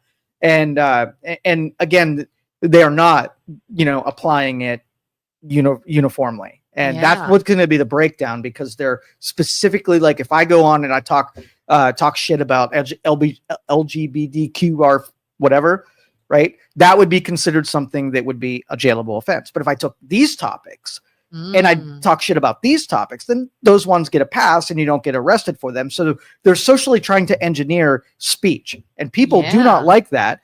And the people will revolt. They do not have the same freedoms that we do here. They can get away with a lot more tyranny because they're actually, a monarch and they can, but anyway, but the people will revolt. They won't tolerate it. It'll get to an extreme end and they'll, excuse me. I always think of that every time someone's like, because of the political climate, everyone's like, oh, I hate this country. I'm going to leave. I'm going to go live in another country. I'm like, by all means, you let me know how that works out for you. Yep. You let me know if it was better over there. Yeah. But over the last 5 years, I think I've hated government since I was a kid. And I used to at least respect government, that they tried to be a sacred institution. And the more that, the information age allows us to peek in on how government operates, my respect could not go any lower. So no matter who is in there, what team they play for, I already have zero respect, and I already know that you're going to break rules, and I already know that you're bad people, and I know you're going to be pursuing prosperity and enrich yourself at the expense of the people that you govern, and I know you're going to manipulate those same people into letting you keep getting away with it by creating distractions that you and I get to talk about every day. But when it comes down to it, like if you were to say tomorrow is tear down the government day and we're just going to rebuild a new one, like let's go to Mars, I would treat it like this is probably a good upgrade if we just get to scrap everything that we've been, use the founding documents, get rid of the parts that are enshrined in there that caused all the corruption, and redo this sucker. I'd be like, we're still going to be ahead of every one of those other countries that you cited, just because the great experiment that is the United States, the founding documents lay down the foundation for, it's not going to be perfect, but it's going to be way better than everybody else. Would you say your pushback from an early age was basically, I'm being policed by an organization that is more corrupt than the people they are policing? Yeah, I see injustices. Yeah. Okay. And I know that those injustices are not targeted. It's complete incompetence that creates those injustices. From the time I was 18 years old, I watched, being around so many public officials my entire life and law enforcement. I just saw that, the advice I was getting, it's not what you do, it's who you know. And that sounds like something that's just I'll follow the strategy and you'll be, but I couldn't get over and saying, how's that just? Like, why is somebody getting something that isn't being given to me? Why is unfairness baked into our system? And that's why I couldn't buy into it, because it would ensure that you had corruption. It didn't like accidentally happen. The way that we're structured, you get corruption. And why would you do that? And it's weird to think too, when you say things like, It's not fair that somebody is getting something I don't have. I feel like people need to hear that the right way too, because in this day and age, we have a lot of people shouting, they have something I don't have. We should take it from them so we can all have it. I think maybe you know what I'm talking about. Like when it comes to like taxing people or making people that's in property. I'm saying advantage, right? Taking advantage. Where really people should have the same opportunities, the same advantages. Yep. Do with it what you will, but your starting point is the same. Yeah. You can't then say, well, we had the same starting point. You made good choices. I didn't. Now you have what I don't. And that's not fair. Yeah. I believe in the meritocracy. All right. So if the NBA is made up primarily of black guys, I'm going to assume that they are the best at that sport. And it just so happens that their black people are better at basketball than short white guys. I don't know why mathematically or scientifically that would be the case. Maybe. But I know it's merit-based. Right? Because every once in a while, a white dude will show up on the court. And I know that he wasn't placed there because they needed a token white on that team. He showed up there because he could play freaking basketball. Good, yeah. So if you were to take that philosophy and make sure everything was a meritocracy, it might be that there would be some missing people in parts of the of industries and government that are just not there because they're not as good at it. Yeah. But our flirtation was somehow creating those equities, right? In things that they shouldn't. We're seeing all the repercussions and we're falling out of love with that super quick. So meritocracy, uniform, blindness, all of those were good philosophies in creating something that was not corrupt. Yeah. I went on a little rant about that today, didn't I? We both did. Yeah. We had a good rant. Julie, I don't know any of the details and I'm going to ask them some details tomorrow. Yeah. Okay. All right. So let's take that because we take this last question. You mean? Is that what you're doing? Well, no. This priming a leg of our conversation. Mm-hmm. Okay. Yeah. So when you say something on social media mm-hmm. and somebody acts or reacts to something that you said, and you've incited a bad behavior, is it on them or is it on you? I feel it's on them. It's on them. Yeah. So if I said something like, you should bet $1,000 on sports team this weekend, right? And then you're like, oh, should I? And then you bet and you lose. Is it me that I told you to bet 1,000? Even if I said, I've got a lock, I know players on the team, they are going to dominate tonight. You should bet $1,000 on it. Is it on me for giving you that information when you lose, or is it on you for not being able to decide whether or not that you should? It's me. It is on you. I didn't have to listen to you. I didn't have to put all my stake and trust in you. Could I consider it? Sure. Could I say, well, what's that based on? And let that maybe have me make the best decision I can? So if you're, you didn't force me to do it. If you're a provable sentient person, you had conscience and you were able to make decisions, then I couldn't say anything that would control your actions. They would have to be ultimately decided by you. So I don't play any role in it. Like if I said, I hate government, government's stupid, some kid in his bedroom right now saying, yeah, I hate government too. And he takes a bad action against government. Then he goes to the cops and says, I did this because Joe said the government was terrible. Is it him or is it me? It's him. It's him. And I want to find a gray area and I want to say, well, I guess maybe if somebody grows up around it and they hear it all the time and it's ingrained in them, I could understand it. But it's still them. If you go out and you kill someone because someone else told you to do it, does that person hold some guilt, the one who told you to do it? Maybe to a degree. But you killed them. That's your crime. Maybe they could be charged something lesser. I don't know, maybe. But this idea of like, so-and-so made me do it. No, they did. Like you made that decision. You made that choice. So personal responsibility, right? Yeah. It's ultimately, it's personal responsibility and every person.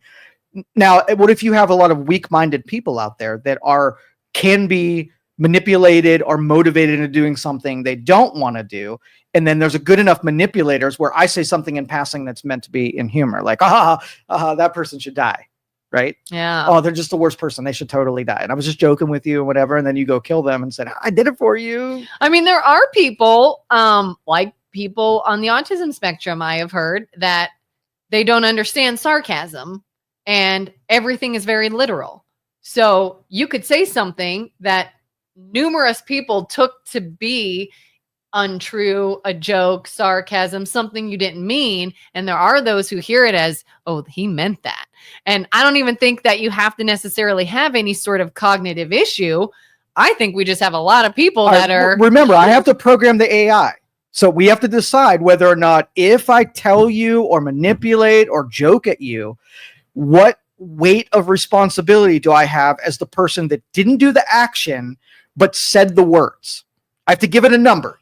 Like a 0% to 100%. I mean, isn't that why Charles Manson's in prison? Did he actually kill someone? He didn't kill. He had his followers. He had people kill. Yep. And he's in prison. So I gotta teach. What's it gonna be?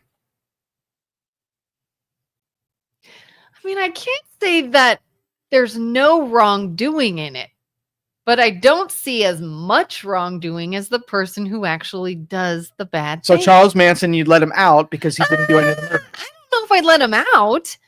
Why? He seems like someone that would do it himself, just didn't in that instance. I can't tell the AI that. I would have to put him there for something that he did do rather than what he inspired to do. I mean, like you hear all the time situations where like the getaway driver is also in prison. They didn't go in and rob the bank. They were just the driver, but they're not innocent. Well, that's an easy one. Yeah, but I being a getaway driver and complicit in a crime is different than making the suggestion that somebody else would do something. There was no action. Well, what was the intent? I mean, Charles Manson intended to make someone go and commit a heinous crime. Yes. If you were just talking without the intent, you were making a joke, maybe it was a dark humor joke, you were giving an opinion about something that was clearly an opinion, you never purposely reached an individual to coerce them to doing something. To me, you were not as guilty as the person that heard you, overheard you, and then went and did something. That is on them, I think. Okay, so we're at the traffic stop again. Mm-hmm. All right. Now I'm programming AI again. Now you are trying to corrupt a police officer, not giving you a ticket. You're saying things and manipulating to get out of the ticket. Mm-hmm. Right. Mm-hmm. What responsibility do you have in the officer then breaking the law by not issuing a ticket that is due to you? If I am actively trying to corrupt this person, mm-hmm. I hold some responsibility. You have some. Yes. Okay, go ahead. How much? Because they could decide that they're not going to take your flirtation or your manipulation and issue the ticket anyway. It's still their ultimate decision. Uphold the law regardless of what you're being told, regardless of what they're saying. So I think they hold responsibility. Am I doing something right? No. No, you're trying to compromise a police officer that's doing their job. And on purpose. My intent is to be corrupt. Yep. So that's not okay. If he gives in, that's not okay. But do I hold more weight on the person who gave in? Probably. But it sounds like we're on either their words or manipulations or trying to do something can't be against the law. So it's 0%. Even if I told you outright to go do it, that I'm not complicit in it because you have sentience. You can decide one way or the other. Or you have a little bit of complicity in it, 10% of it. But what do you do? Like, where do you draw the line on, we manipulate all day, every day. Yeah. And so you were complicit in a lot of people doing things they wouldn't otherwise do. And how do you prove your intent? Do we make manipulation its own crime? So that if you manipulate a person to do something that you don't want to do yourself. So if I manipulate my brother into buying stocks based on insider trading, right, then manipulation is what the illegal part is. And I could be jailed for manipulation, jailed for telling a lie, jailed for not being truthful, or at least convicted for those things. Yeah. If I hire a hitman and I pay them to go do something, it's not like I get no jail time. But you can easily make that the law. If you do X, Y, Z, then it's got its own punishment, just like you're the getaway driver. So you might not, a bank robber might have 10 years and a getaway driver might get 5 years. Right. Yeah. And it has its own law to govern what we don't. Yeah. I mean, like just how we had mentioned, we have, first degree murder, second degree murder, manslaughter. It's all based on intent, right? And what you plan to happen or did not plan. So the same thing, it may not be murder. It could be something else. Was that your planned intent, or it happened and it wasn't on your radar at the time? It's not what you meant to have happen, but it set a series of events into play. I don't know. I think people need to not be so, Julie said earlier, I'm amazed at how many weak-minded people there are. To me, that's the scarier thing. Yeah. Is that so many can be so easily manipulated to do dumb things. But these thought experiments where we take these examples are the evidence that we need, right? And applying it upward. If we know we're surrounded by 50% of the people are so weak-minded that they can be influenced to a point where they do the biddings of other people so that they can be absolved from any of the repercussions, then are there good enough people, the other 50%, are there good enough structure of people that won't take advantage of the fact that they can make other people do their bidding for them? No. I love Julie's question. Are there any gray areas in your life, Joe? No, I am a logically minded person. Joe is a robot. I have a box for everything, and it needs to go in the frickin' box. Gray areas are what destroys the logic and the math. And I can't formulate it, whiteboard it, or figure it out if I can't measure it. And if you keep it gray area, I can't measure it. See, and I am full of gray areas. I know. Manipulators do. They do. Manipulators. Yeah. If you want to create gray areas, then that means you want to create exceptions. Did I say I want to create gray areas or I see gray areas? That's you wanting to see gray areas. Yeah. I don't know about that. Yeah. Creating exceptions are taking, like, I want to make a rule, but I don't want to fall under that. My gray area is little Joe Danyi in the school parking lot with a knife in his backpack. If they charge you for intent to harm a student, that's not a good charge. It's not gray area. The gray area was, were you in the school? We're in the school parking lot. No. You were in the school parking lot. On a road by a school. Okay. Yeah. Were you truant? Yeah. Did you have a knife in your backpack? Yeah. So they say, you have a knife in your backpack during school.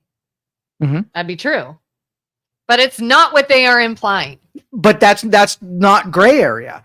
You only know certain things. You've assembled things, and then you got to make a jump to something.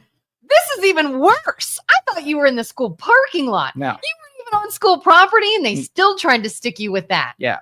That's nice insane. Pun, I like that. Oh, yeah. Happy accident. I didn't even mean to do that. To me, of course, if I were you, I would be calling the police, the governor, whoever, and be like, I am getting accused of something wildly. But this isn't gray area, because there's only certain things that are true and that you're trying to jump to a place that you haven't proven, right? And so there's not gray area. It's just what can I measure? Did I have it in my backpack? Was I truant? Was I near school? Right? There's going to be a point where you got to take a leap into something you don't know, and then I would be right there with him. I want you to know the truth. I wasn't going to stab anybody, right? Yeah. And so digging through your investigation and find if there was a fight that was going down that would then make sense that I was going there with my knife, or that I stabbed people all the time and there's a history of stabbing. But you got to build a case and come to a truth. Build a case. Not black and white. Like, was I speeding in a school zone? Building a case. But did I know it? No. Building a case is the scientific method of discovering a truth. If you can't prove it, right, then it's not a truth. You can't use an absolute. If there's our legal system is based on you building to a certain point where it's undeniable. Like there's enough evidence to say yes or no. If you're like, well, maybe that's not a truth. It's doubt. Yeah. Exactly. And defense attorneys are meant to magnify the doubt that Joe was in the parking lot and he had a knife. The competing theory is that he was going fishing. Look, he's got fishing poles in his trunk. And the kids that were going there, when we asked them all, they said, yeah, we're going fishing. So was it likely that the knife was going to be used in fishing, of which we have mounted evidence that they were going fishing, or there was no fishing poles in the car? Nobody knew that we were going fishing. They're like, hey, we're going to a rumble on the other side of town. Yeah. You can construct either side of it. A diary stating what he was going to do. Now, which one is true? The one that you can lead right up to the believability, and an objective person will say, oh, yeah, he was going to stab someone. Come on. Talk about Carmelo and Austin. The world needs to know the truth. I don't know what that means. Carmelo and Austin. Ronaldo, you might have to give us more info on that. Julie says, gray area make us human. That's what I'm saying. Nope. It makes us corrupt. Nope. It makes us human. That's why AI, if an AI sees something as black and white, to me, that is dangerous and scary. I think that is dangerous ground when you don't have the ability to consider other information, intent, likelihoods of things, all of that. To say something is black and white to me is but even if you did that and you can maintain objectivity, I would be halfway in your corner. But but we don't have that ability. We don't have an objective quality for most people. So that doesn't work. All it's going to do is create some scenarios where you are going to give some people a pass and some people not a pass. Yeah. High five, Julie. I feel like me and Julie aren't normally on the same page, but today we are. It's fun. We are uniting, Julie. Stabbing. Were those two names Ronaldo said the stabbing victim? Is that what he was talking about? Oh, was that the tent guy? The tent track meet? Was that the track meet stabbing, maybe? Okay. Yeah. So intent there versus what happens. So you take names out of the equation and you have a kid show up at a track meet with a weapon. And somebody bad choice number one. Okay, somebody bad decision makes physical contact and assaults somebody and physically tries to move them, and then you get a stabby stab after that happening, not knowing anything else. What would happen to that person, right? Would they killed somebody, so at the very least it would be manslaughter, right? I would ask the question: why did you have a stabby stabber at a high school track meet, right? And I would do the same as thing, a minor. It's the same thing that I would have expected them to do to me, to assemble some kind of believable deal. Was he there to pick a fight with someone? Then the stabby stab would make sense that he was. This is why we need gray area. It's not gray area. Okay, listen. I'm not AI, and I'm going to say, did somebody place hands on this kid first? Yep. Did this kid fight back? Yep. Self-defense, he's off the hook. When we're like, wait. Why does a minor have a weapon at a high school who warned him, who said first, touch me and see what happens? That's a threatening statement. There's way more to it. No. That's just an undercomplicated AI formula. You need Bayesian. And so basically what you do is you take a lot of instances of something and you basically give it a checklist, right? And it has to have a percentage. And then, so I'll give you a deal. We'll use email as our deal, right? So if you receive, I want to defend you against spam mail, right? And I want to make sure that I want to eliminate as much spam as I possibly can. So what I'm going to do is if they mention Rolex was a big spam thing, but I don't want it to be Rolex equals spam, because what happens if I'm like, hey, I'm going to buy you a Rolex for your birthday. So if Rolex is in your email, I'm giving it 1 point, right? Yeah. And the rule is if you fail 16 of these points, you're spam. Now, if I say certain words like Bitcoin, right? That's another point. And I keep assembling the likelihood that this is spam until I've profiled what it looks like to be spam versus not spam. And it's a fluid thing because you're going to hit I'm going to do a false positive and take something that was a legitimate email, but it passed all of my tests versus the other side where it didn't pass all of my tests. So you think the AI will be advanced enough? Yes, it would be complicated more. Yes. That wouldn't be gray area. Gray area is where you leave it to some individual to make a deciding factor instead of formulating it so that you created a complicated maneuver to get the absolute best outcome that you possibly can. So if you use a binary example, then you would say, if you broke the speed limit, then you get a ticket, versus if you broke a speed limit, there was nobody around you and that you were doing this and that's your first time, and you add more complication to the formula, then you have an outcome where that you're not getting 75 tickets a day. See, and that's my distrust, is I hope AI is intelligent enough to know those other points, not just it's all equals this. Complicated engineering. The more complicated it is, the better.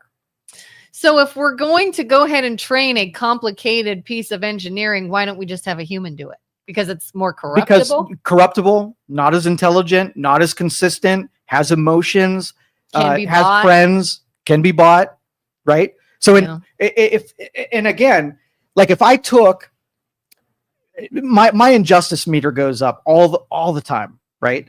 That's probably why Julie says humans must disappoint you a lot, Joe. And if I made a rule, okay, and I made the rule have a spirit, okay, it'd be the reason that I'm doing that thing. So if I said, I want people to be safe is the mission statement. Safety is the reason I'm making this rule. And then the second thing is, I am going to apply a speed limit in support of, I want things to be safer, which means now I have two objectives. Number one, I can apply a law to you in the spirit of safety. So if I ask the question from the AI saying, the reason I'm doing this is to keep you safe, then the AI can then ask you check the box that said you were going over the speed limit, but you were safe. So it goes along with the spirit of the law. Now that's that way I'm not caught. Why would they make a rule that that kids shouldn't have, daggers in their book bags? Why would they make that rule? It's a good rule. Yeah. Right. But the spirit of that would be to make sure that kids are safe and don't get the stabby stab thing. So if I had a knife, it wouldn't ultimately make me go to jail. I would have a second step where, did I threaten the safety of other people, or is it a high probability that I was setting myself up to be put in a threatening deal? So even if I didn't go there to do it, if I was a troublemaker that was just very likely to get in a fight and I had a knife in my bag, the likelihood goes up that even if it wasn't premeditated, that I would use the thing that I have. Right. Mm-hmm. And that's what I'm saying. Like, you can formulate around those gray areas and make them methodical and formulate. Do you think in the very near future, our court system will start using, yes, 100%. Attorneys can say, hey, I plugged all this data into this AI generator and here's what it says. Yep. And a jury could consider that? For sure. And it would be more accurate. That would be more interesting. It could take more things into consideration, more data points that people just don't have the time to do. Do you think if we had this technology, like with the O.J. Simpson case or the Casey Anthony case, maybe those things would have been different outcomes? Or so I'm gonna be wishy-washy on this one. Theoretically, close to 100% as you can get, but as soon as it exists, it will be exploited. And so part of it is you'll just do crimes differently so that the AI will be fooled and you can get away with things differently. Now, if nobody knew that AI existed or that this is how they were applying to it, you kept the sauce secret, right? Mm-hmm. Then you'd have to trust the secret sauce people that they were doing it legitimately, which I wouldn't trust. And if you open source it where everybody knows the metrics, then the smart people are just going to know how to get away with crime because they know how the AI works. Yeah. Theoretically, this doesn't work in the same way that voting machines and electronics and voting have the same problem. So if a criminal can manipulate a crime scene because they know they're going to look for fingerprints, exactly, they're going to look for motive. I got to have a motive. AI will apply to dumb people who don't look into how the math works the sophisticated people will just know how the math works and be able to have an advantage that nobody else They're does. going to say, well, the AI is going to look for this, this, and that, so I better do this, this, and that. Yeah. Chris says, AI needs time to be cultivated to be practical in a judgment sense. Like for use in the traffic ticket instance, what is concerning is the thought of what happens if AI forms its own opinion or cognitive thought. How would the average person know if it's judging fair? Yeah. If the AI starts jumping to conclusions rather than the individual versus the group. Yeah. Okay. So if it's like, if it makes the connection, let's just say there's a correlation between people who wear hats, right, and are guilty, right?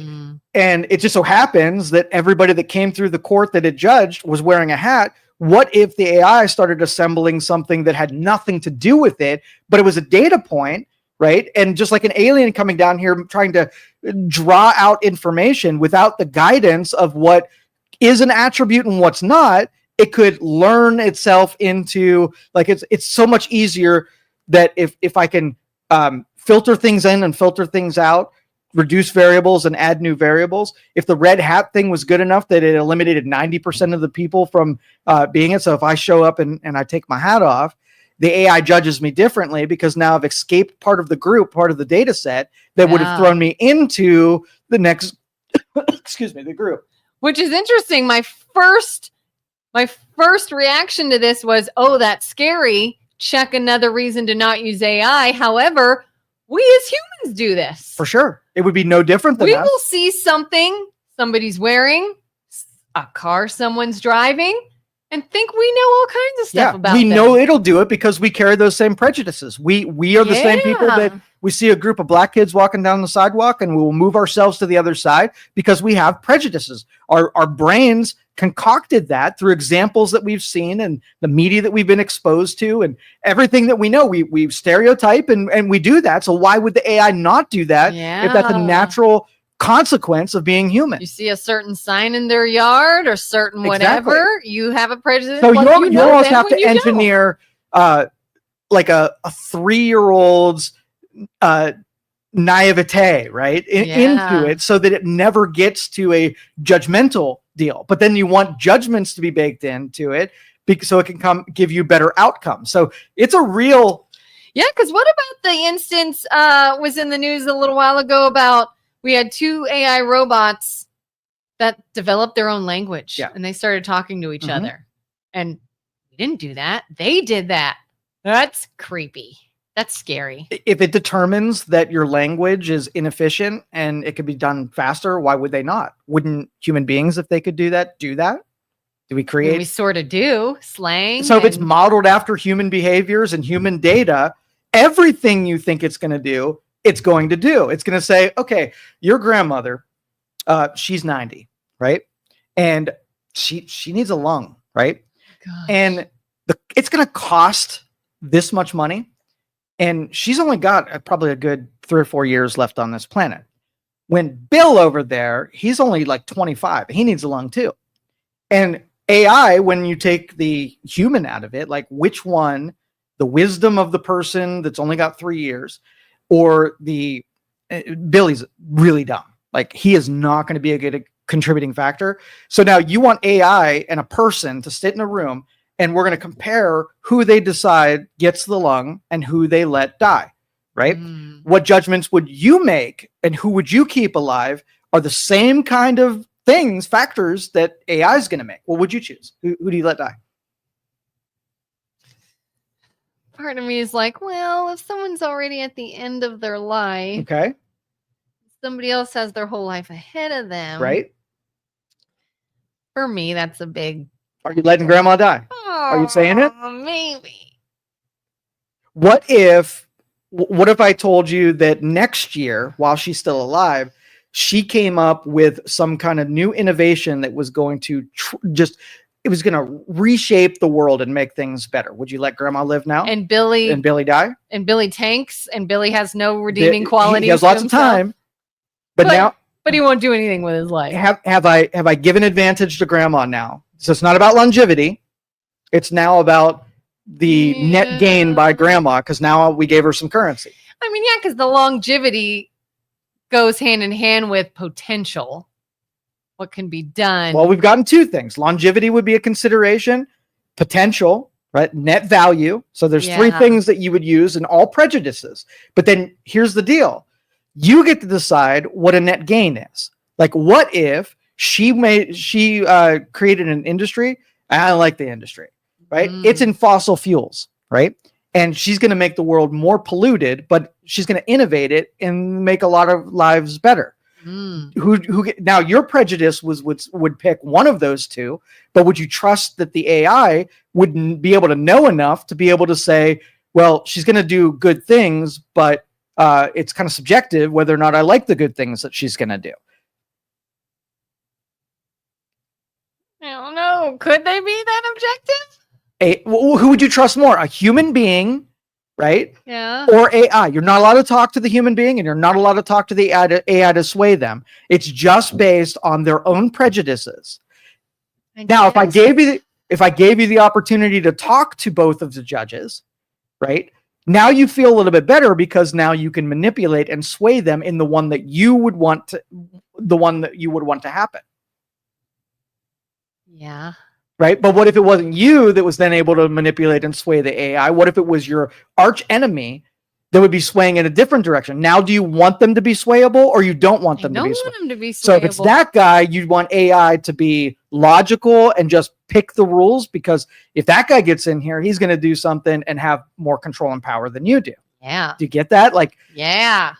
And again, we're seeing this in human beings. Yes.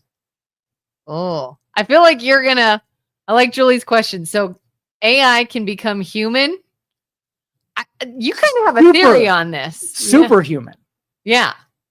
I mean, technically, are they a human being with flesh and bones and a nervous system? No. But are these fleshy bodies the only thing that make us human compared to what AI can do? I have a different definition of that. Like your meat suit. Like if I gave you a robotic, put your head, and I plopped it on the robotic body, I would still consider you a person because you're deciding things and you're feeling things and you can move your robot arms around and whatever. You'd still be a human to me. So it doesn't matter if it can replicate everything that we can do, where I wouldn't be able to tell whether or not I was engaging with a person or not, then they would be human definitionally.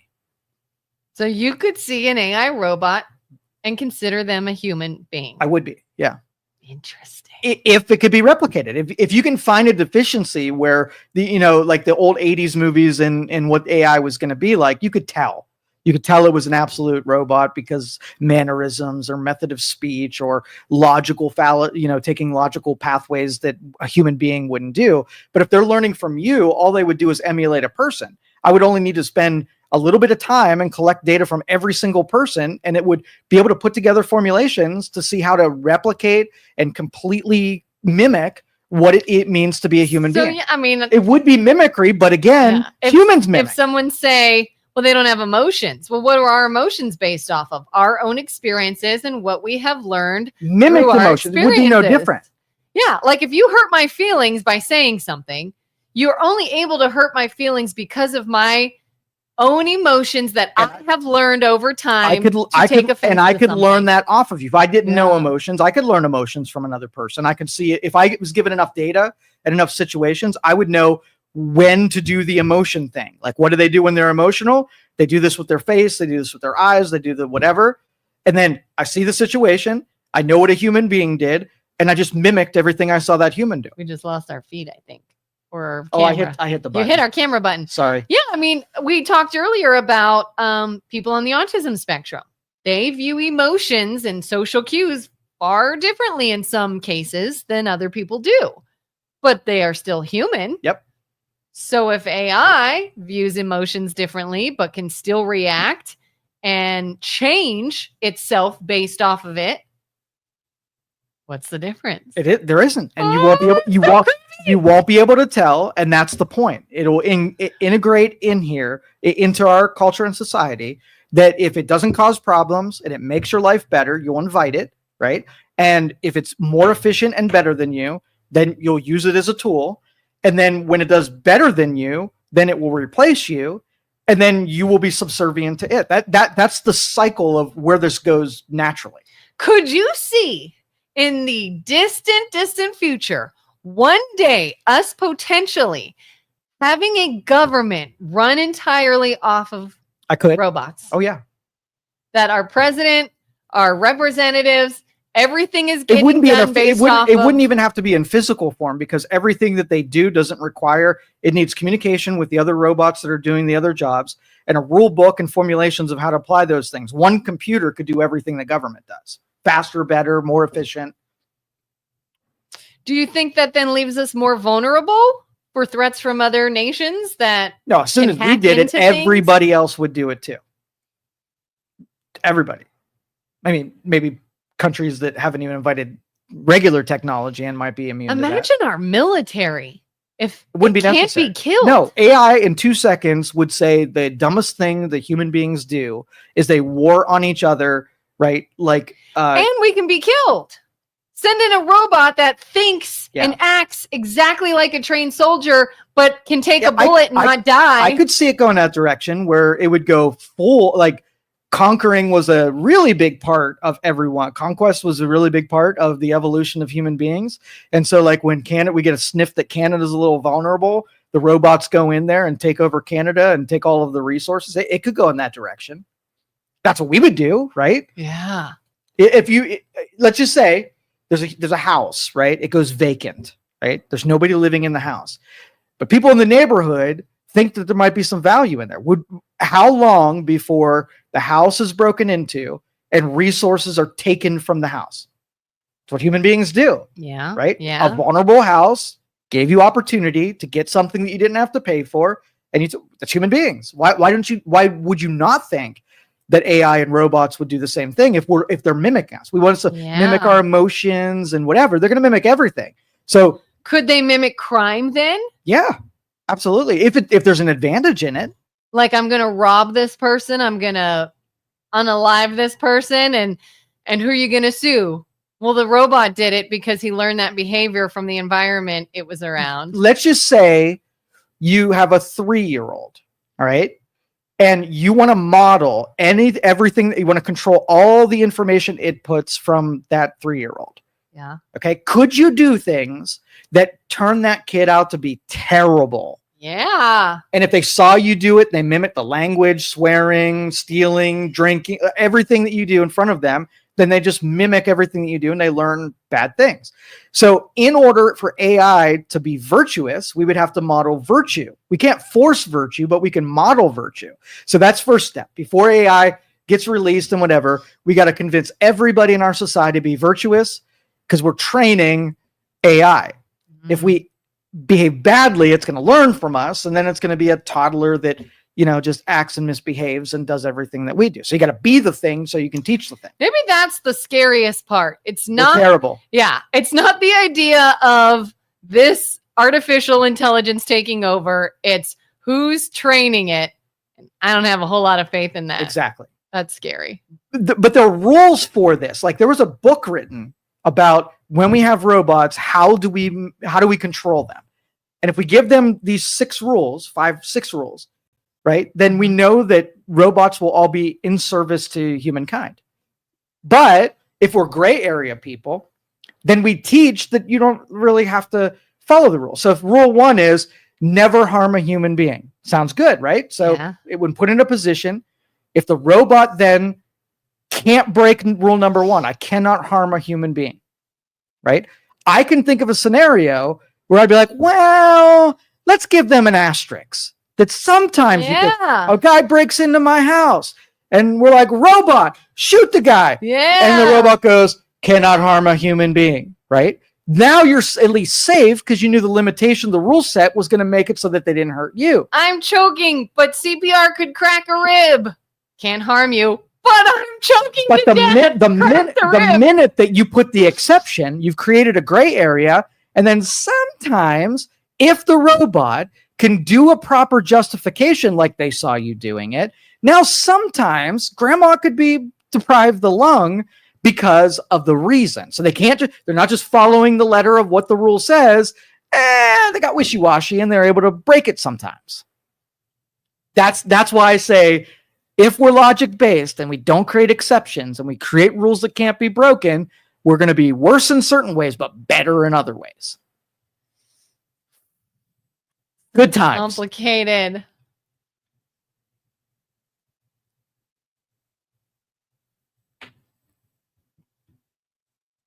Thank you for listening to this show on Youngstown Studio. This is original Youngstown content. Feel free to share our videos and tell your friends about us. Don't forget to subscribe to our YouTube channel and follow us on Facebook. Thank you for your support.